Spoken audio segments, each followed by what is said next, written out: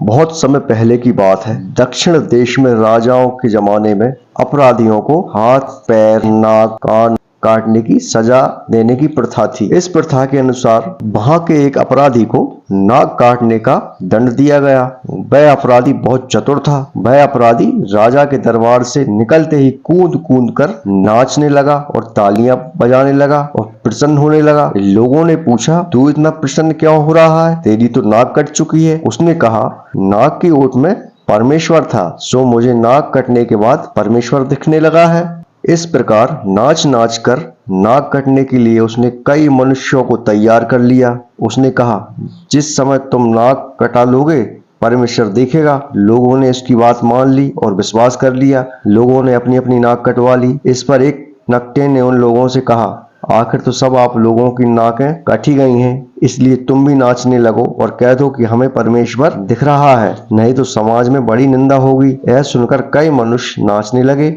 और कहने लगे, हमें भी नाक कटने से परमेश्वर दिखता है। इस प्रकार होते होते 4000 नकटों की फौज खड़ी हो गई। एक बार ये नकटे नाचते नाचते एक राज्य में पहुंचे। वहां के राजा को खबर मिली 4000 नकटे नाचते फिरते हैं और कहते हैं कि हमें नाक की ओट में परमेश्वर था, सो अब हमको दिखने लगा है। अतः राजा ने उन सबको बुलाया और पूछा, तो सब राजा के सामने भी वैसे ही नाचने लगे और बोले, महाराज हमें परमेश्वर दिखता है। राजा ने कहा, अगर ऐसा है तो हम भी नाक कटवाएंगे। राजा ने अपने ज्योतिषी को बुलाया और पूछा, अपने पत्रा के अनुसार देखकर बताइए हमारी नाक कटने का मुहूर्त कब का निकलता है। ज्योतिषी ने पत्रा निकाला और मीन मेष कहा, आपके नाक काटने का मुहूर्त माघ वधी दूज का प्रातः काल का मुहूर्त है। धन्य है ज्योतिषी जी, आपके पत्र में नाक कटने का भी मुहूर्त निकला। इसके बाद में नकटे चले गए।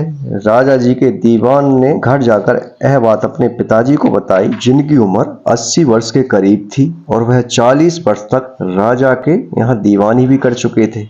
यह सुनकर उसने दूसरे दिन राजा के यहाँ जाकर राजा को अभिवादन दिया, नाक कटने का संपूर्ण वृतांत पूछा और बोला, आनंददाता, मैंने आपका नमक खाया है, आपकी सेवा की है और अब मैं बूढ़ा हो चुका हूँ, इसलिए आप पहले मुझे नाक कटाकर देख लेने दीजिए। नाक कटने पर है, अगर मुझे परमेश्वर दिखाई देते हैं तो आप भी अपनी नाक कटवाइए, नहीं तो।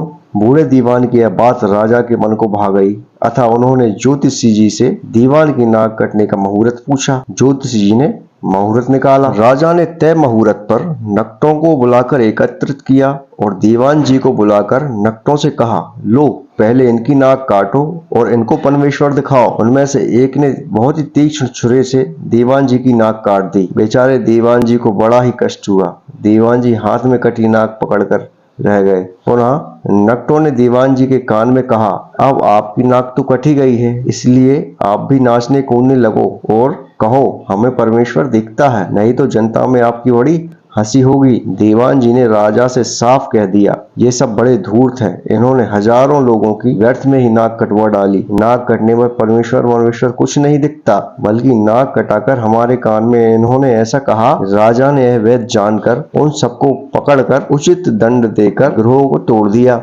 आप लोग दुनिया का प्रवाह देखिए कि ऐसे ऐसे मतों ने भी अपना अपना प्रचार किया है, इसलिए अंधविश्वास अच्छा नहीं है। अंधविश्वास के झंझटों में ना पड़े। आपको ये कहानी कैसी लगी हमें कमेंट बॉक्स में जरूर बताएं और हमारे चैनल को लाइक, सब्सक्राइब, शेयर जरूर करें और बेल आइकॉन को भी दबाएं, जिससे कि हमारे आने वाले वीडियो की नोटिफिकेशन आपको मिलते रहे। मिलते हैं अगली वीडियो में, जब तक के लिए नमस्कार।